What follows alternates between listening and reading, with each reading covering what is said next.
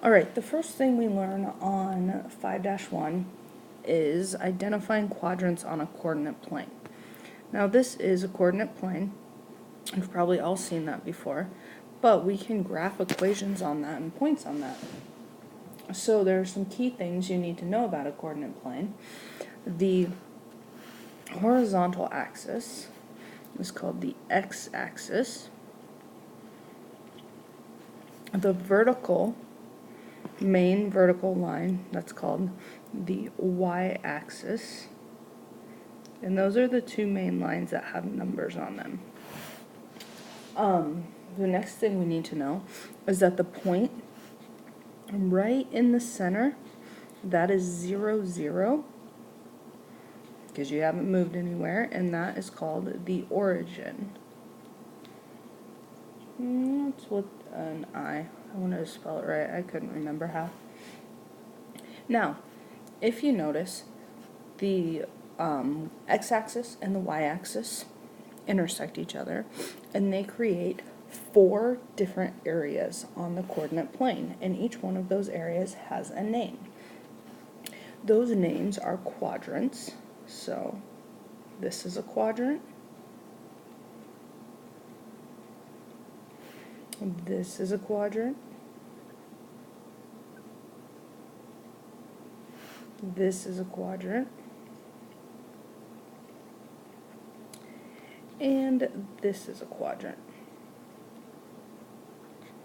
Now, they each have a number to help differentiate between the quadrants, because if they were just all named quadrant, you wouldn't have a good time remembering which was which.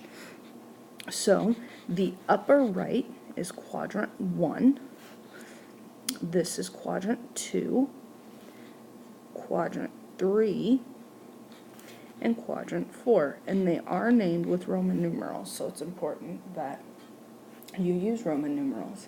Now, the important thing to remember about quadrant 1 is that when you are given an ordered pair to graph, an ordered pair looks like this: x and y. So this is called an ordered pair. And you can remember that x goes first and y goes second because it's alphabetical. X is first in the alphabet and then y. So when we are given an ordered pair, we are given 2 numbers. And in this first quadrant, your x is going to be positive and your y is going to be a positive number. So if you're given 2 positive numbers, your point is going to lie in quadrant 1. In quadrant 2, if your x is negative and your y is positive, you know that your point needs to be somewhere in quadrant 2. If it's not, it's incorrect. Quadrant 3, both your variables are going to be negative. So if you have both a negative x and a negative y, it has to be in quadrant 3. And for quadrant 4, your x is positive, but your y is negative. So you know if you have a positive x and negative y, it has to be in quadrant 4, and that's very helpful to know when you are plotting ordered pairs, which is the next concept. But even if you won't have to take as many notes for the second concept necessarily, if you got those down. So here's another graph, and we have 3 points on that graph. We have P, we have R, and we have Q. And what they want to know is what quadrant those lie in. Well, if you have your picture from above, you can just relate point P is right here, and if you look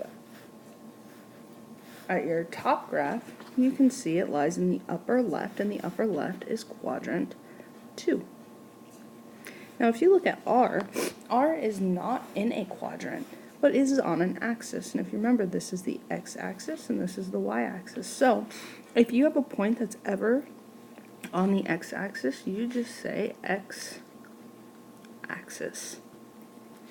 And then Q, it's in the bottom right. So you go up to your upper picture and look in the bottom right, and that is quadrant 4. And that is how you identify quadrants on the coordinate plane if they're just looking for what quadrant points are in.